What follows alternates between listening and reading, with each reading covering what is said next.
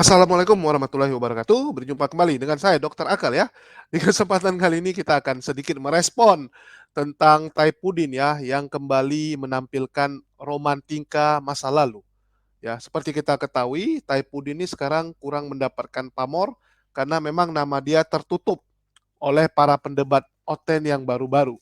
Seperti Erben, Sofi Bekatul, Pak Bom Bom, bahkan Bisu Lubis juga mengambil pamornya dia.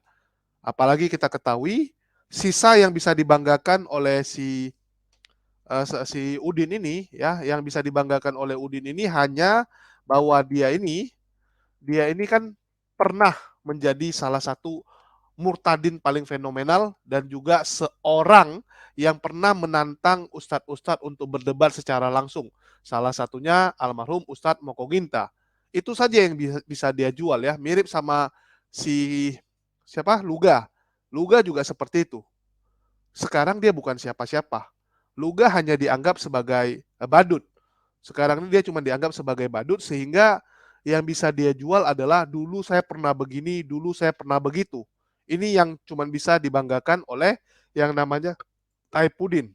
Ya, dia cuma bisa membanggakan hal tersebut sehingga itu diulang-ulangi. Sama seperti kita lihat orang yang pernah jadi di masa lalu, sekarang dia cuma jadi gembel. Dia akan ngomong, dulu saya bos gitu kan. Ah, dulu siapa itu mana berani sama saya. Sekarang lah dia gaya-gaya, dulu dia sama saya begini-begini, harus baik-baik sama saya, jilat-jilat saya gitu kan. Inilah ciri-ciri orang yang tenggelam dengan masa lalu doang. Tidak bisa menatap masa kini. Ini yang terjadi sama si Taipudin ya, membanggakan masa lalu. Yang lebih konyol lagi, di video kali ini ya, yang akan saya tampilkan, Taipudin bukan hanya konyol karena tenggelam dengan masa lalu, tetapi Taipudin ya mengatakan bahwa dia mengetahui takdir yang akan terjadi pada dirinya. Padahal kita ketahui bersama tidak ada yang tahu takdirnya itu akan jadi apa. Kamu ini bukan Yesus yang mengetahui bahwa takdir kamu ini akan mati di salib gitu kan. Kalau Yesus kan mengetahui bahwa Bapa sudah menubuatkan dia harus mati gitu kan. Yesus berkata seperti itu. Walaupun kita di Islam percaya bahwa Yesus diselamatkan. Nabi Isa alaihissalam diselamatkan oleh Allah sehingga dia tidak disalib. Tetapi Oten kan menganggap seperti itu. Apakah Taipudin juga punya kemampuan untuk mengetahui bahwa takdirnya harus mati martir seperti para rasul? Jadi Taipudin mengatakan kalau dia itu udah disurati akan mati martir ya, dia mengetahui takdirnya akan seperti itu. Tetapi yang lebih konyol, walaupun dia tahu dia akan mati martir, dia nggak mau mati sekarang. Dia belum mau mati.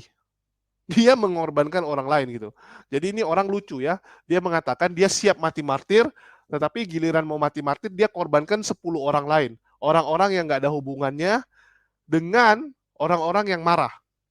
Orang marah dengan dirinya, bukan dengan 10 orang tersebut. Tapi 10 orang tersebut disuruh mengorbankan dirinya demi Taipudin bisa selamat.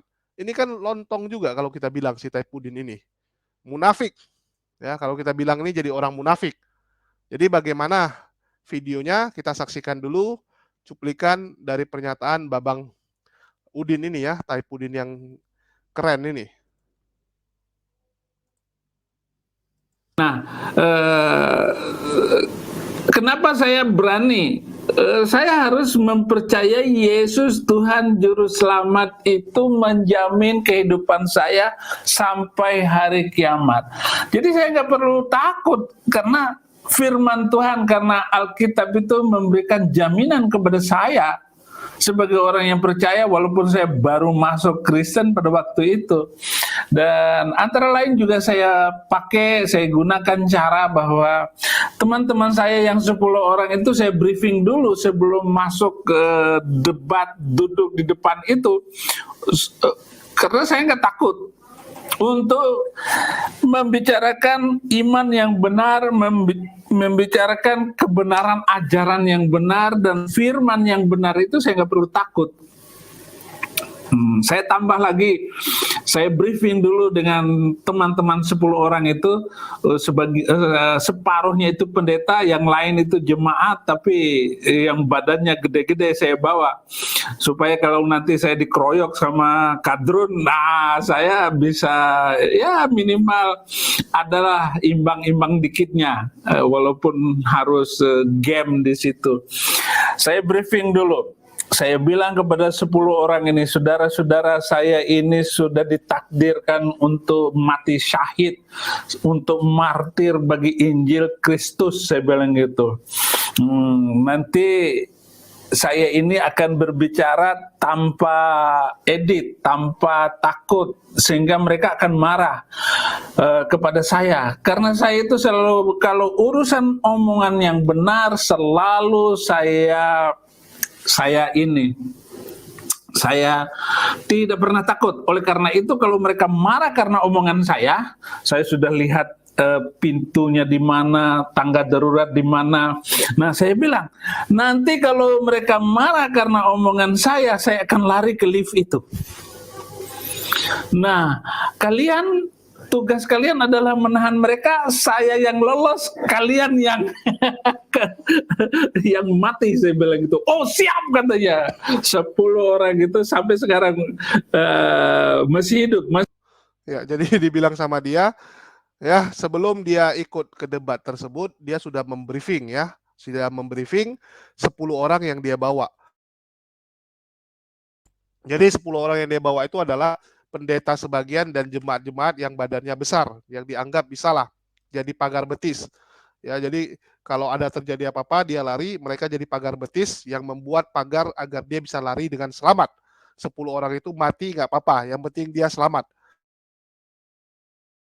Ya, ini luar biasa sekali ya, statement dari Bang Udin yang siap mengorbankan 10 orang demi dirinya bisa selamat. Saya nggak tahu ini pendeta kelas apa yang melakukan hal seperti itu ya, mengorbankan orang lain yang penting dia bisa selamat. Kacau sekali orang yang seperti ini. Dan yang lebih kacau lagi, 10 orang itu siap mati demi dia, ya. Harusnya mereka siap mati demi Kristus melakukan penginjilan. Ini kok siap mati demi Udin, aneh sekali. Kalau kamu memang mau siap mati, ya kamu pergi ke tempat-tempat yang belum ada agama. Saya ingat waktu itu ada satu misionaris yang mati konyol ya di Pulau Sentinel.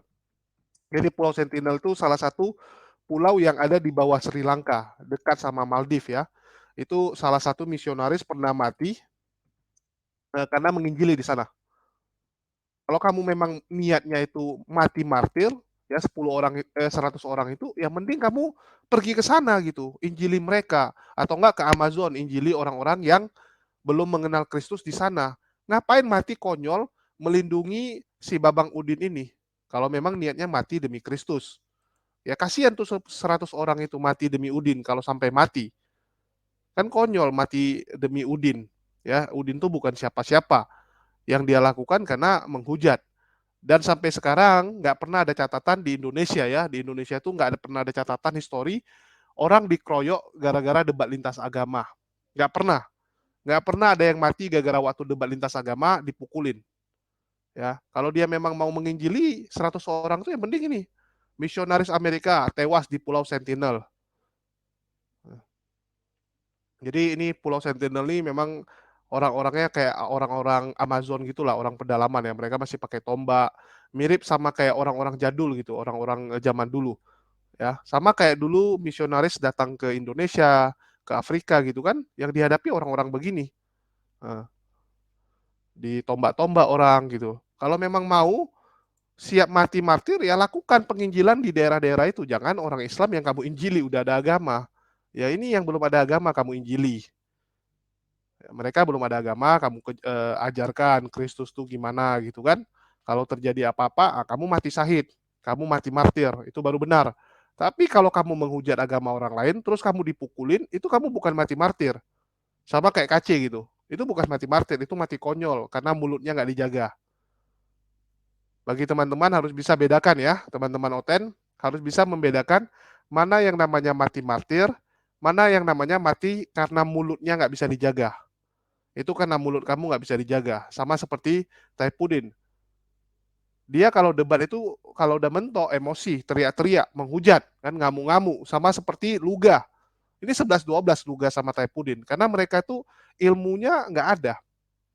Cuman di Alkitab apa diasumsikan. Mereka menafsirkan sendiri, eksegesis helikopter, eksegesis tanpa dasar. Orang kalau eksegesis itu harus ada ilmunya, harus belajar dulu dasar-dasarnya, cara berpikirnya, banyak cara untuk bisa melakukan eksegesis. Bukan baca apa, main asal asumsi. Udah itu tidak mengambil literasi dari luar, tidak mau mengambil data-data yang ada di luar. Data sejarah nggak mau dipakai, ya, data kondisi saat itu nggak mau dipakai. Ini pokoknya ngotot saja. Teman-teman mungkin sudah sangat familiar ya dengan cara-cara ngotot yang mereka lakukan. Mereka pokoknya nggak mau tahu. Contoh, di Alkitab ditulis bahwa bulan dan matahari menyinari. Padahal jelas bulan itu adalah benda luar angkasa yang tidak bisa menyinari sendiri. Dia hanya memantulkan sinar dari cahaya matahari. Tetapi di Alkitab ditulis dia menyinari. Ini kan kacau gitu. Begitu kita bilang mana yang benar, sains atau Alkitab. Mereka ngotot, oh enggak, yang benar Alkitab, kami nggak mau tahu. Begitu juga saat dunia ini datar, menurut Alkitab, oh kami nggak mau tahu, harusnya memang datar gitu. Yang diutamakan Alkitab, ngotot menggunakan dalil-dalil yang ada di Alkitab, walaupun dalil tersebut salah. Inilah ciri-ciri dari para Oten Paukers, terutama dua orang ini, Rudi Yohanes Siwalabu dan juga Taipudin Ibrahim ini, yang benar-benar mutar-mutar di sana saja. Ya, terus si Luga juga sama, bertiga lah mereka ini. Senior ya, tiga-tiga ini termasuk senior. Dari zaman kita belum debat, mereka udah duluan debat. Taipudin, Luga Hon, dan juga Wak Labu, Rudi Yohanes. Ya, tiga senior ini, tiga-tiganya mentok, nggak bisa ngapa-ngapain sampai sekarang. Dan Taipudin sekarang memang ketutup. Pamor dia ketutup, sama KC, sama Bisu Lubis. Ketutup dia, nggak bisa ngapa-ngapain. Jadi dia menjual romantika masa lalu. Kita tahu, Saipudin ini sekarang bingung. Supaya bisa terkenal, supaya kontennya laku, dia sebenarnya bisa tayangkan yang KC. Sidang KC dia tayangkan. Cuman ada kelemahan. KC menyerang GBI. Taipudin menggunakan nama GBI untuk gereja dia. Menggunakan izin sinode GBI.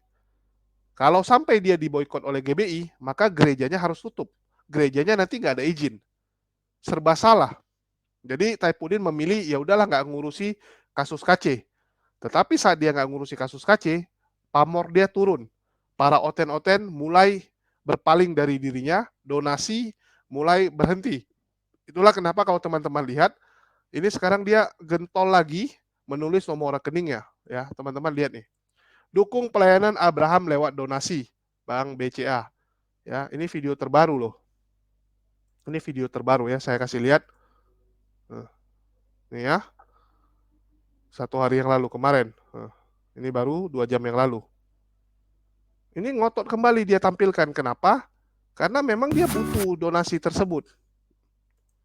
Dia lagi kekurangan. Ini udah mulai. Dan dia memang kekurangan nama sekarang. Ya, jadi dia ngotot mencari dukungan baru. Oke, di sini ada Ustaz Awan yang baru join pula. Assalamualaikum Ustaz Awan. Waalaikumsalam, maaf ini. Oke, enggak, aku bentar dulu, kita bahas Taipudin bentar. Tadi sebelum nanti kita lanjut ke yang Rita Wayu. Ini Taipudin mengeluarkan statement lucu, Ustaz Alwan. Mungkin Ustaz Alwan udah dengar belum? Dia mengatakan gini, saya ditakdirkan mati martir. Belum. Ya, dia mengatakan dia ditakdirkan mati martir, tetapi saat debat, dia pergi bilang, saya waktu sebelum debat itu yang nonton 300, yang saya bawa cuma 10 orang. Jadi 10 orang itu udah saya briefing. Nanti kalau terjadi apa-apa, kalian jadi pagar betis, kalian lindungi saya. Biar saya bisa keluar dengan selamat, kalian 10 yang mati gitu. Ini kan ngaco gitu kan, suruh orang lain mati demi dia. Iya. Ya mungkin saya putarin bentar lah biar Ustaz Awan nangkap ya. Soalnya tadi kita udah bahas ini saya putarin bentar. Ini lucu sih, si Taipudin ini kadang-kadang kalau ngomong memang aneh-aneh ya, tapi menghibur. Yang dia omongkan ini menghibur juga.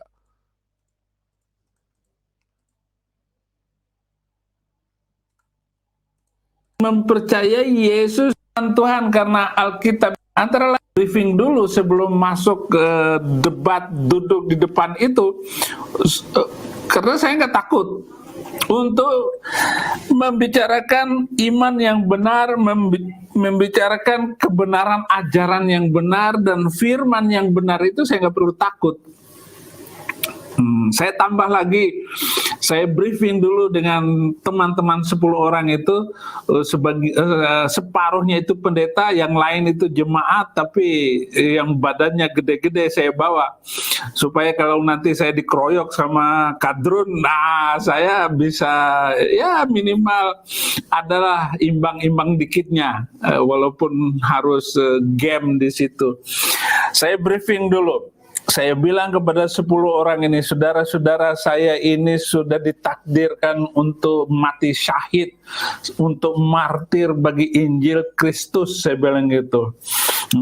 Nanti saya ini akan berbicara tanpa edit, tanpa takut, sehingga mereka akan marah kepada saya. Karena saya itu selalu, kalau urusan omongan yang benar, selalu saya tidak pernah takut. Oleh karena itu, kalau mereka marah karena omongan saya sudah lihat pintunya di mana, tangga darurat di mana. Nah, saya bilang, nanti kalau mereka marah karena omongan saya akan lari ke lift itu. Nah, tugas kalian adalah menahan mereka, saya yang lolos, kalian yang yang mati, saya bilang gitu. Oh siap, katanya. 10 orang itu sampai sekarang. Ya, mungkin tanggapan ya Ustadz Alwan. Ya, dia mengatakan dia ditakdirkan mati martir, tapi 10 orang itu disuruh untuk mati demi dia. Iya. Ntar minum dulu dikit. Jadi, omongan orang, kalau misalnya dia itu berbohong, maka dia akan kontradiktif dengan omongannya sendiri gitu. Dari narasi bicaranya itu, dari cara dia berbicara kan, katanya dia siap jadi martir. Orang siap jadi martir itu ya berarti dia sudah merelakan jiwanya apapun yang terjadi. Nggak usah ada skenario escaping gitu, menyelamatkan diri. Ini kan memang apa ya, Allah buka juga itu lisannya untuk mengatakan kebenaran. Jadi dalam Al-Quran itu dikatakan seperti apa? Wa ja'ala fi qulubihimur ru'ba. Di dalam diri daripada orang-orang yang tidak beriman itu ada ketakutan di dalam jiwa-jiwa mereka. Gentar mereka sebenarnya.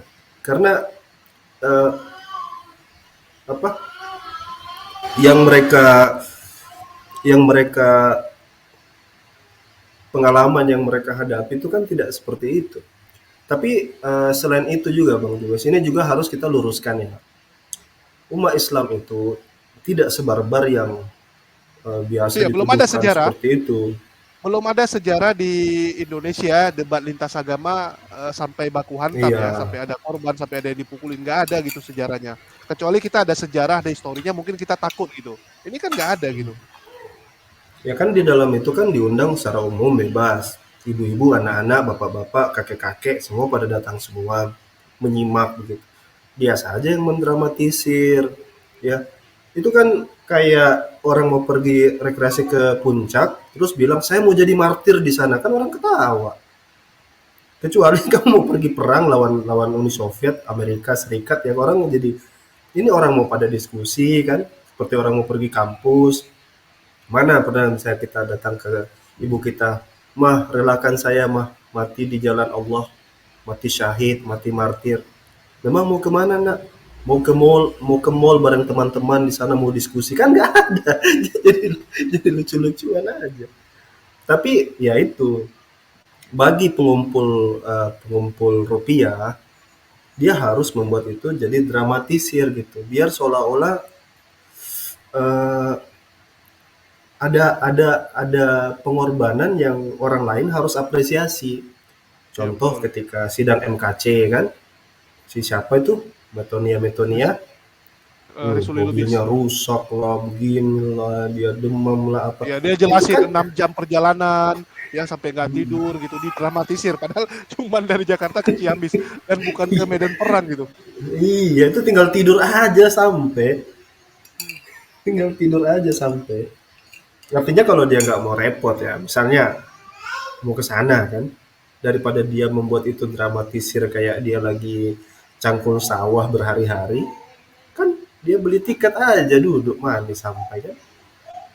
Ya, Mungkin dan nggak gitu. ada yang Cuman nyuruh dia juga gitu, nggak ada yang nggak nyuruh ada. dia juga, Ya, kan kecuali dia punya dia yang mau. motif. Kecuali Ya, punya motif. Ah, diikutkan mobil jadi mobil perjuangan supaya kalau ada masalah minta sumbangan kan gitu. tapi ini konyol ya, dia mengatakan ditakdirkan gitu. Orang manusia bisa tahu takdirnya mati martir ya. Artinya kalau benaran takdirnya mati martir, kita tunggu nih kapan dia mati martir ya. Kalau dia nanti mati karena penyakit ya bukan karena martir artinya. Nggak berani dia bang. Karakter begitu nggak ada di otak-otak Saifuddin itu nggak ada nih.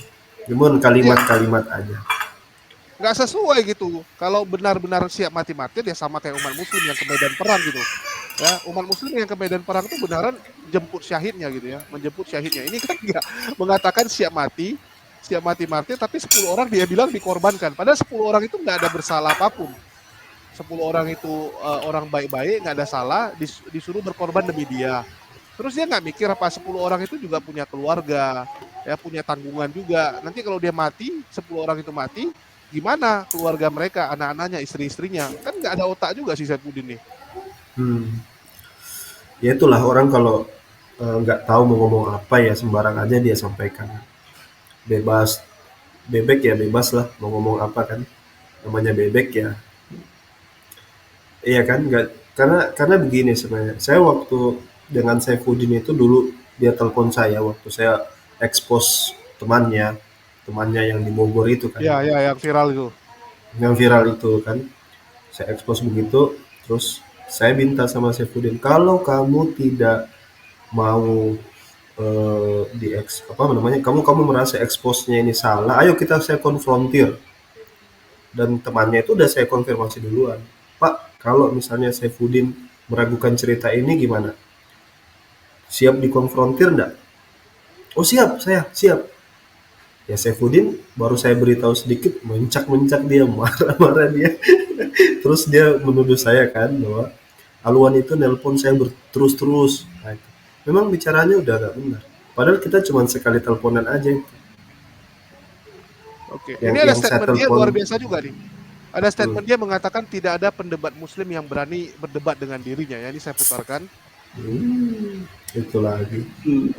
Memperlihatkan video-video yang dahulu sebelum saya masuk penjara, dan video-video itu sangat viral sekali karena bertahun-tahun saya dibully, bertahun-tahun saya dihina oleh mereka bahwa saya ini masuk Kristen karena masalah duit, masalah cari makan, cari pengaruh, cari nama. Saya sudah punya nama, nggak usah dicari. Nama saya Saifuddin Ibrahim. Jadi nggak usah ribut-ribut. Apalagi mengatakan bahwa Saifuddin Ibrahim itu hanya guru Iqra. Ya nggak apa-apa, saya terima semua Anda yang mengatakan itu. Mari, saya sudah beberapa kali beberapa kali debat dengan Muslim dan akhirnya mereka nggak mau debat dengan saya. Padahal sebelumnya mereka itu mencari-cari saya, semua mu'alaf itu mencari-cari saya, bahkan bagaimana Saifuddin Ibrahim ini harus dikalahkan karena dia bodoh sekali masuk Kristen. Setelah saya masuk Kristen, saya mendapatkan yang luar biasa. Kita lihat dulu contoh ataupun debat. Ya, ini mungkin statementnya nih, nggak ada yang berani melawan dia, Ustadz Alwan. Gimana nih? Ya itu kan hipster saya bilang kalau orang lagi nggak tahu mau ngomong apa kan dia bicara sembarang. Eh, saya sendiri, saya pribadi dulu ada Gus Imron itu, saya suruh minta kontaknya, terus saya suruh hubungi, disampaikan ke sana, kata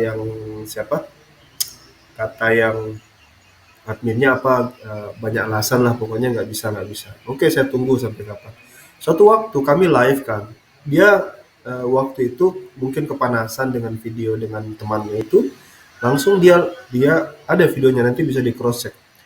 Dia apa namanya lagi live membantah saya gitu. Nah, saya dibahas kan di videonya gitu. Saya masuk lah, Saya masuk, gak dikasih kesempatan ngomong, marah-marah dia. Kalau kamu nggak buka kameramu, saya usir dia, usir. Gitu masalahnya sih. Saya mau diskusi, saya mau konfrontir pernyataan bahwa betul-betul dia itu tidak melakukan itu karena uang. Sekarang begini, kalau dia tidak melakukan itu karena uang, kenapa misalnya dia pamer ke teman-temannya gitu? Kamu masuk Kristen saja, kamu dapat begini, kamu dapat begitu. Oh, pokoknya kamu minta apa? Gitu. Makanya kan sebagian kan yang dulu bersama dia itu ada kakek-kakek yang dibantu itu kan ngikut. Iya kan? Karena memang sebenarnya modus yang dilakukan Saifuddin Ibrahim ini semua bermotif uang. Misalnya di penjara, dia sendiri akui bagaimana biar dia akrab dengan teman-teman penjara kan dia minta dibelikan supermi, rokok apa segala macam. Tujuannya apa kalau nggak untuk suap menyuap kan? Karena itu kan alat tukar di penjara. Anda punya sesuatu, Anda bantu orang, orang akan loyal kan begitu aja. Saya Jadi bos jadi lah. raja kecil, ya raja Ya, kecil jadi atau bos. bos di penjara.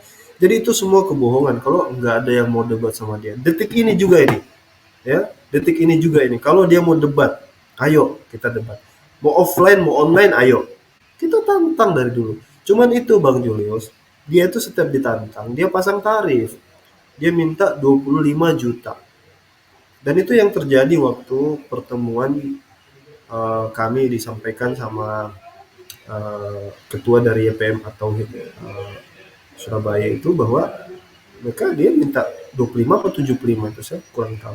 Itu pun dibatasi 25 per waktunya. jam. 25 per jam. Ah ya 25 juta per jam ya kan. Ya sudahlah kalau omongan orang-orang yang seperti ini itu apa yang mau dipercaya coba. Bilang Tapi tapi martir-martir, Iya, uang tapi saya aja. melihat kasihan dia sekarang Bang Alwan, karena mungkin pamornya jadi lagi turun ya. Dia lagi mencoba menjual romantika masa lalu. Orang kalau yang sekarang nggak jadi siapa-siapa, dia biasa kayak gitu. Ada namanya sindrom apa ya? Post power syndrome ya. Sindrom dia pernah jadi orang yang berkuasa, sekarang nggak lagi gitu. Jadi dia selalu menjual zaman dulu aku begini, zaman dulu saya terkenal gitu. Post power syndrome namanya, ya post power syndrome. Ini kayak Luga gitu. Luga kan sekarang cuma jadi badut. Yang bisa dia jual apa? Oh saya masa lalu pernah gini. Kamu pernah nggak? Ya, dia kan selalu bilang gitu. Alwan, kamu pernah nggak debat langsung terbuka? Saya udah debat sama almarhum Ustadz Moko Ginta. Kamu apa gitu kan? Itu yang dia jual. Kenapa? Sekarang dia bukan siapa-siapa. Sama kayak orang dulu pernah kaya tapi udah bangkrut. Dia udah bangkrut, orang nggak mau dengar lagi omongan dia. Yang bisa dia bilang apa? Oh, saya pernah kaya kok. Ya, terus dia bilang siapa misalnya nama itu ya. Oh, Zuma itu udah pernah kok dulu jadi bawahan saya. Itu yang bisa dia jual. Karena kalau nggak ada lagi gitu. Betul nggak Bang Alwan? Betul sekali. Jadi eh, kadang-kadang orang itu selalu ingin mengenang masa lalunya, masa-masa kejayaannya Mas seperti itu. Jaya, iya. Tapi kalau saya dia itu sebenarnya lagi cari simpati lagi gitu, lagi cari uang sih sebenarnya. Nanti lihat-lihat ya, itu kayak kejadian di Arab itu. Di Arab itu juga, mohon maaf, di Arab itu ada trennya. Banyak orang itu masuk Kristen. Nggak banyak sih, cuman segelintir lah masuk Adalah Kristen. sekelompok orang. Ya sekelompok orang masuk Kristen. Itu mereka bikin gitu sandiwara gitu. Nah, minta uang kan kiri kanan. Habis itu enggak lama, misalnya barang 3 tahun 4 tahun udah habis ya donasi udah kembali lagi ke Islam. Bisa jadi Ini kayak yang jadi tadi itu aku cerita dong Ustaz Alwan. Yang tadi pagi aku nah, cerita ya. Dia oh, WhatsApp aku tadi kan, yang tadi aku kasih nampak screenshotnya. oh iya. Habis itu dia telepon, bilang bang bisa ngomong nggak? Oh ya udah, aku bilang di teleponnya lah, dijelasin sama dia kan. Aku juga bingung gitu. Aku bilang ya yang namanya jual akidah ya tetap dosa apapun ceritanya. Yang kamu bilang, oh aku cuma ambil uangnya terus aku balik ke Islam gitu. Ya kamu balik ke Islam pun aku nggak tahu, aku bilang ya tobat kamu diterima apa enggak, karena aku bukan ahli surga, aku bilang aku bukan orang yang mencatat orang masuk surga apa enggak gitu, aku nggak tahu kamu punya permintaan maaf akan diterima atau tidak gitu kan. Tetapi yang pasti setahu aku itu menjual akidah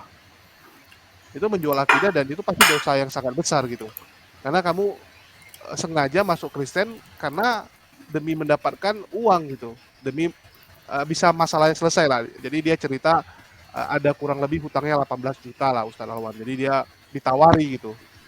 Aku sampai bilang, waduh, ujung-ujungnya karena uang lagi. Aku bilang kita kan laki ini harus bisa selesai masalah sendiri lah.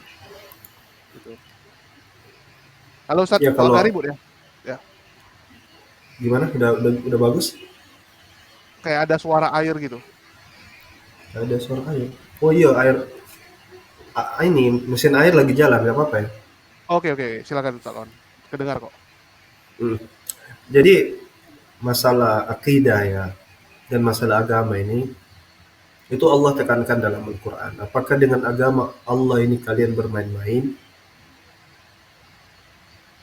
Apakah dengan agama Allah ini kalian bermain-main? Laqad kafartum ba'da imanikum. Baru niat mau main-mainkan agama aja kita sudah dianggap ingkar setelah beriman gitu. Jadi harta ya itu adalah bagian terkecil gitu. Bagian terkecil dari masalah kehidupan kita ini. Saya katakan ya, kita ini dalam keadaan tidak punya sekalipun, tidak mampu bergerak sekalipun, rezeki itu akan datang gitu. Itu hal yang harus kita yakini dan itu percaya aja. Orang gila aja ada rezekinya. Wa ma min dabbatin fil ardi illa 'ala Allahi rizquha. Tidak ada satu binatang melata ini pasti Allah kasih rezeki. Apalagi manusia, apalagi masih punya akal, masih bisa menelpon. Iya, Nah, masih lengkap lagi badan, masih tangan, lengkap kaki lagi semua kan. badan. Lalu ingin menggadaikan agama Allah hanya gara-gara ditawari akan dikembalikan. Kalau harta saja bisa untuk membuat kamu melepas Allah sementara, ya, itu bagaimana jika kalian diancam nyawa? Yang sesederhana itu saja, apalagi utang juga bukan utang yang sampai miliaran, ratusan miliaran rupiah. Maka saya kalau kalau saya yang ditanya, saya akan katakan, jangan tanyakan ke saya. Anda mungkin akan sakit hati kalau berhadapan dengan saya menjawab pertanyaan itu. Karena saya meyakini bahwasanya bagi saya sama statementnya dengan Quran. Kalau orang ingin tinggalkan agama ini, itu bukan urusan kita. Kita tidak punya hajat untuk memaksa orang. Dia mau tinggalkan agama dengan alasan apapun, kawin, utang, apa segala macam, itu urusannya dia. Urusan kita adalah urusan kita dengan Allah. Tugas kita innama anta mudzakir lasta alaihim bimusaitir. Tugas kita hanya menyampaikan, yang membolak-balikan hati itu ya urusan Allah. Itu kalau Allah kasih hidayah itu insya Allah akan sampai. Tapi Allah itu memberi hidayah itu Allah lihat kondisi hambanya. Makanya dikatakan dalam Al-Quran, falamma zagu azagallahu qulubahum. Ketika dia sendiri kecondongannya sudah tidak kepada keimanan, ya sudah Allah berlepas diri. Jadi Allah itu begitu maha adilnya, diberikan kita kesempatan untuk berakal dulu, memilih dulu. Nanti ketika kita condong kepada, sudah. Kecuali dia ada di hatinya keimanan, setetes keimanan, dia tetap meminta kepada Allah. Sekarang daripada solusi kamu murtad, kenapa kamu tidak minta kepada Allah dikasih pekerjaan? Kenapa kamu tidak minta kepada Allah dikasih kemudahan rizki, kemudahan harta? Lalu kamu berusaha, bermujahadah, kamu pergi cat tembok, kamu pergi selokan. Macam mana mau jual agama terus kembali lagi? Iya, itulah aku bilang sama dia gitu. Kita cowok ya. Toh juga rupanya kerja dan nggak ada yang berat-berat banget, cuman hutang ya. Beda kalau misalnya anak sakit atau orang tua sakit atau kamu punya penyakit yang harus operasi dan ada biaya setiap bulan yang harus kamu keluarkan. Itu mungkin agak berat ya. Tapi ini cuman hutang, gue bilang. Apanya? Gue bilang. Ya, bukan kita nganggap remeh angka gitu. Mungkin bagi dia tuh angka yang berat. Tapi kan bukan akhir hidup juga. Nggak ada orang nggak bayar hutang itu tiba-tiba dibunuh. Ya, belum ada lah. Kalaupun ada ya biasa sama mafia. Nggak ada yang hutang-hutang itu sampai kita tuh dibunuh selama kita punya niat bayar ya. Kecuali kamu ditagih, kamu lari ya. Itu yang susah. Tapi selama kita niatnya kita hadapi, kita ada berapa kita bayar, dan orang tahu kondisi kita gimana, itu nggak ada masalah gitu.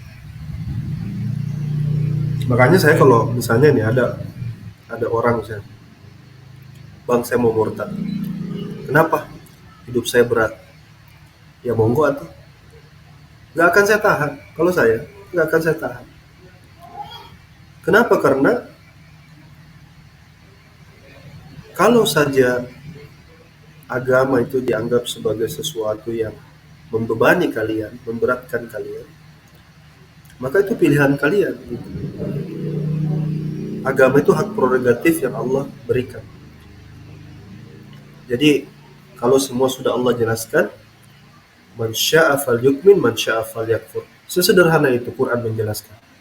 Man syaa falyukmin, yang mau beriman silakan. Man syaa falyakfur, yang mau kafir silakan. Sudah, gak ada paksaan dalam agama. La ikraha fiddin. Saya mau gini karena saya susah gini, silakan, sudah selesaikan. Dan demikian juga Quran menjelaskan bahwasanya apabila ada orang yang keluar daripada agama, Allah menjanjikan akan datang suatu kaum menggantikan orang-orang yang keluar tadi. Ya'ti biqaumin yuhibbunallah wa yuhibbunahum. Dia cinta Allah, mencintai mereka. La yakhafuna laumata laim. Mereka tidak peduli dengan orang yang mencela, menghina. Mereka tetap jalan. Syidda 'alal kuffar ruhama bainahum. Mereka tegas sama orang-orang yang ingkar. Jadi tipikal daripada sahabat-sahabat Nabi gitu loh. Berapa sahabat Nabi kan mu'alaf semua gitu. Tiba masuk mu'alaf, wah justru keislamannya luar biasa sekali. Dan itu juga jadi kadang-kadang jadi introspeksi diri gitu. Kadang kualitas mu'alaf itu jauh lebih bagus daripada muslim dari lahir. Kalau kita lihat di media-media ya, misalnya Bang Julius misalnya, nah, kan ada kualitas ya. Kayak Felix Xiao misalnya, kan dari yang mu'alaf Tapi tapi memang malah jadi tergantung ya. influencer. Ya, kayak contoh Bang Alwan, kayak si Mario ya. Aku ingat kali kan waktu yang tahun lalu kita si Mario yang curhat dia hutang koperasi lah bla bla ya. Sekarang dia lumayan gitu.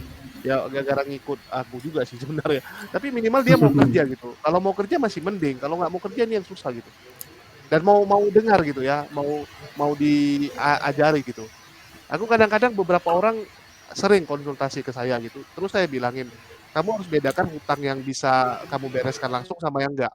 Yang penting bunganya jangan jalan. Misalnya kamu lihat, oh ini masih berbunga, bahaya gitu. Yang berbunga itu ya udah langsung cut gitu. Kamu jumpai orangnya, saya nggak bisa lagi kalau kamu terus tambah-tambahin bunga.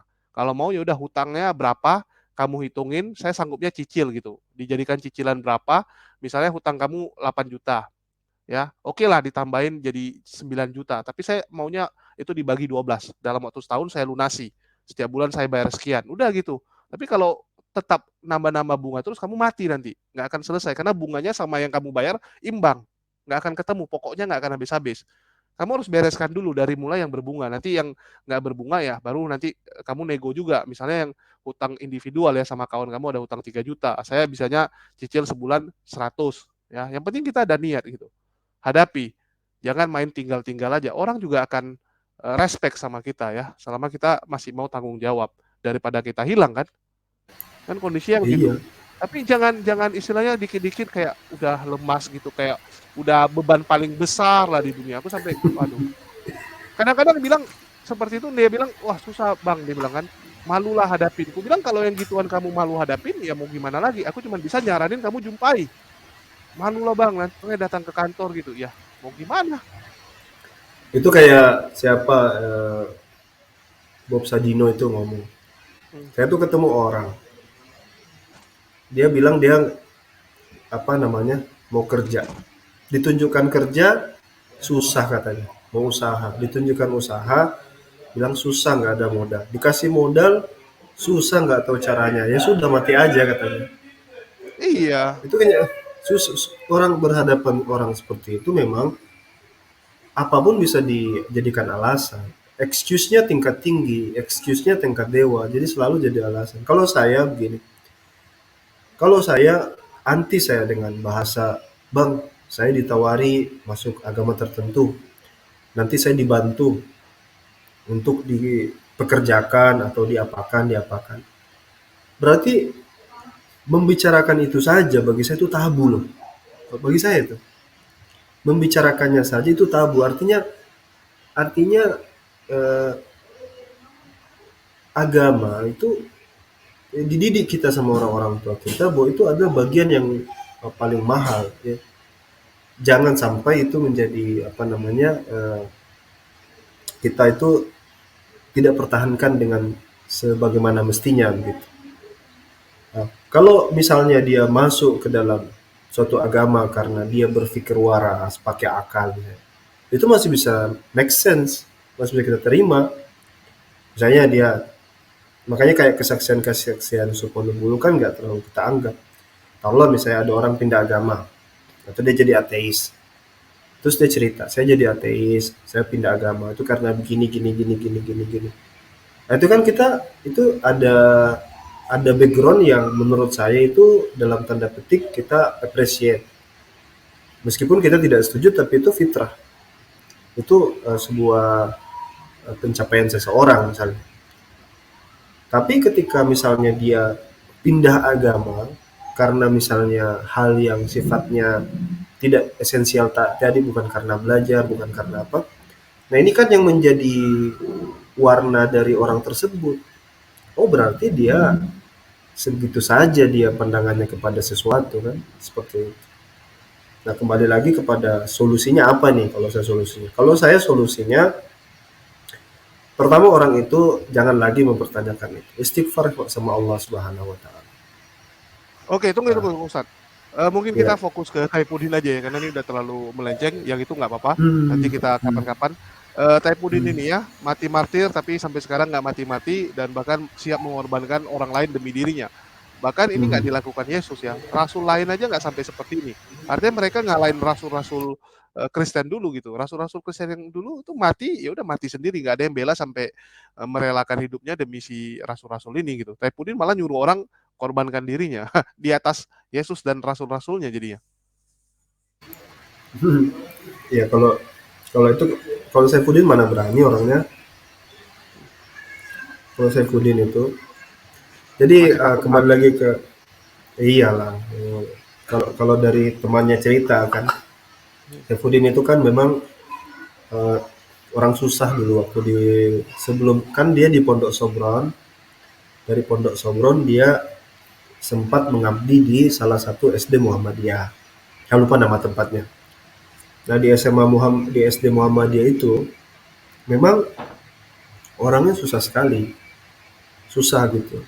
Dari artinya ya kita kita bisa katakan ya kondisi ekonominya memang lagi susah. Ketika dia di Kediri ya kalau nggak salah masuk di salah satu pondok, di pondok juga gitu, masih harus tinggal di luar di mana di luar pesantren. Ini informasi yang pelaku sejarah gitu yang infokan ke saya. Jadi motifnya itu sangat kuat bahwa ketika ketika dia ditugaskan oleh pondok untuk uh, uh, in touch ya, in touch atau berhubungan dengan pihak gereja, di sana kan dia mungkin saja melihat sebuah kemewahan atau dalam tanda kutip dia ditawarkan kemewahan kan, seperti Di itu. situ karena berinteraksi dengan mereka ya. Iya, Pertama kali iya, berinteraksi. pertama kali ya. Nah, interaksi itu kan merubah pola pikirnya, makanya dia sudah diskusikan itu dengan istrinya kan gitu.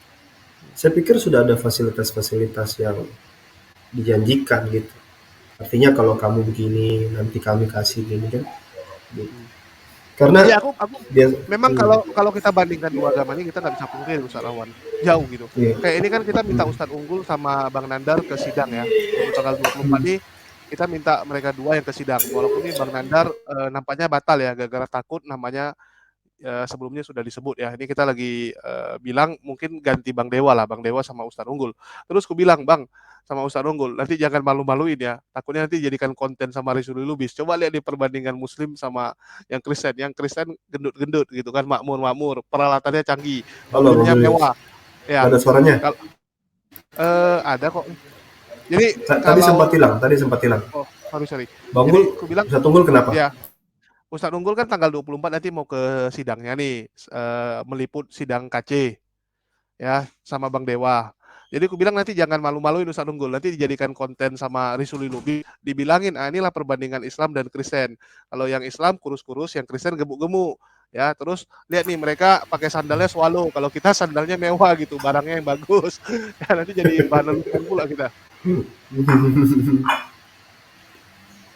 Ya, Ustaz Unggul naik nanti jadi naik angkot. Nah, kami naik mobil kan. iya. Masa yang kayak gitu mau digoreng juga? Mana tahu dijadikan Risuli Lubis, dijadikan konten kan. Inilah perbandingan kelas dia bilang. Iya ya. Masih. Tapi kan dia nggak Mereka kenal kan? Nggak kenal. iya nggak kenal, tapi kan nanti pasti kenal muka Ustadz Unggul sama Bang. Kalau kemarin Bang Nandar yang pergi pasti kenal lah, kan nggak mungkin Nandar nggak kenal gitu kan. Sering kok Risuli Lubis saja sering reaksi video Nandar juga gitu, masa nggak kenal mukanya. Terus perbandingannya kan jauh dia bilang. Ya, yang Muslim kurus-kurus pakai sandal jepit lagi. Kalau kita kan pakai jas gitu, gagah. Ya kita makan kan waktu sidang tuh ada istirahat makan gitu kan, istirahat makan. Ya mereka makan sekali 5 porsi. Yang ini cuman makannya satu orang satu, pakai tempe lagi gitu kan, nggak pakai ayam misalnya. Hmm. Jadi Ya aku gangguin itu Ustadz Unggul. Aku gangguin Ustadz Unggul. Kalau nggak pakai Mercy aja nanti ke sidangnya. Tapi ya dari jarak dekat, kamu sampai ke 1 kilometer dari sidang, nanti dari 1 kilometer tuh baru panggil panggil Silverbird gitu kan, sampai ke situ. Pakai jas lah aku bilang sama sandal yang bagus gitu, biar nggak malu-maluin. Merepet Ustadz Unggul dia nanti. bilang, ngapain pula? Mm-mm. Ah, nanti kan Ustadz Tunggul dibekali anu aja, ayat-ayat biblos aja. Yesus itu suruh anak muridnya pergi itu kemana-mana nggak pakai kasut. Iya, Ustadz Unggul alasan sama aku gitu, dia bilang, aku kan mirip Yesus kan kurus, dia bilang, Yesus kan kurus, pakai sandalnya pun seadanya, mana ada pakai jas sama pakai sepatu.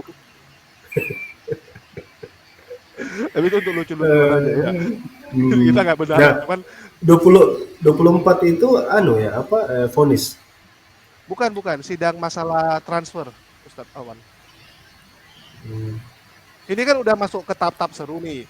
Bahkan kita sebenarnya menyesali ya, kalau mau jujur bilang aku agak menyesali juga yang kemarin siapa Miftahul itu saat dicecer pertanyaan sama jaksa nggak ada videonya kan. Padahal itu kan seru. Hakim aja segitu seru kalau kita bilang ya. Hakim begitu mencecer pertanyaannya seru, apalagi kalau jaksa. Hakim itu kan nggak boleh menyerang sebenarnya, menanyakan. Kalau jaksa kan pasti nyerang. Pihak sebelah pasti diserang habis-habisan. Itu aja kita nggak dapat videonya gitu. Sayang. Jadi masa kan gini, masa kita begitu banyak orang di Jakarta, ya di Bandung, di mana-mana, masa nggak ada yang datang untuk meliput lah, untuk mengawal kasus ini gitu. Jadi kuputuskan kemarin ya udahlah kita kirim perwakilan. Kemarin aku rencana dari penonton. Miftahul itu di Medan ya. Dia di Medan kan kemarin dia jadi saksi kan, saksi ahli bagi KC kan. Coba coba panggil yang kemarin Ustadz yang apa itu gerakan apa itu minta tanggapannya coba tentang Miftahul itu. Oh nanti Kayaknya kita mesti. tunggu itu Hmm. ada yang heboh. Nanti aku rencana beberapa hari ini mau undang karena ada kasus baru nih Bang Alwan di Medan.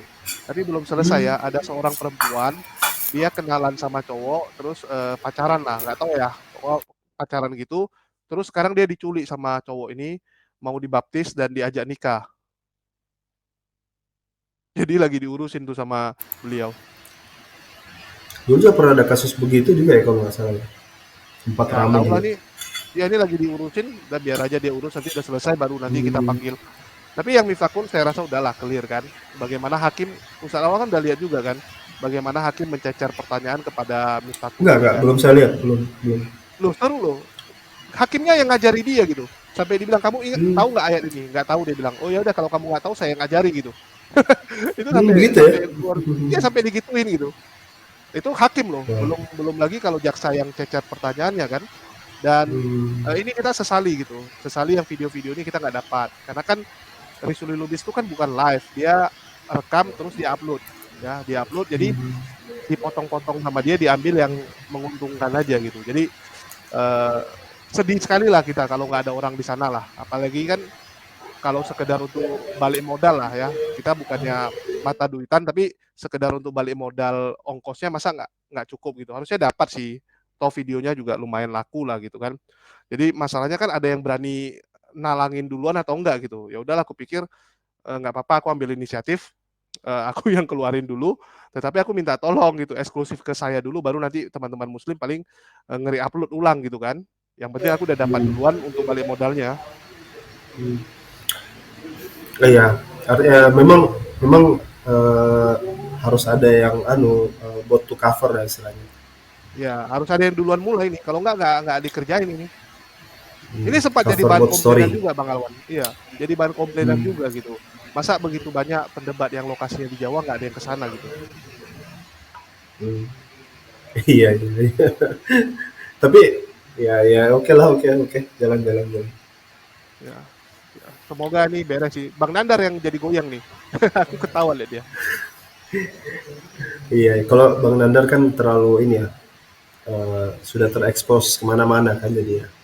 Enggak, karena namanya kemarin disebut. Harusnya kemarin Bang Nandar sama Ustadz Unggul. Cuman gara-gara Disebut namanya sama siapa? sama si siapa? Si KC. Maksudnya disebut gimana? Disebut namanya di dalam video itu ada dia. Bukannya si KC ingin membantah Ustadz Abdul Somad ya? Tunggu ya. Tunggu ya. Ini mungkin ku akhiri dulu biar kita ngomong tanpa direkam ini ya. Oke, makasih buat teman-teman yang udah nyimak. Saya rasa udah cukup ya untuk masalah Saifuddin. Teman-teman sendiri yang nilai ya. Bagaimana si Saifuddin ini ngomongnya siap mati martir, tetapi malah orang lain yang siap dia korbankan. Yang 10 orang pula tuh suruh mati demi dia. Suruh mati loh, sadis sekali. Oke, makasih buat teman-teman. Wassalamualaikum warahmatullahi wabarakatuh. Sampai jumpa di lain kesempatan.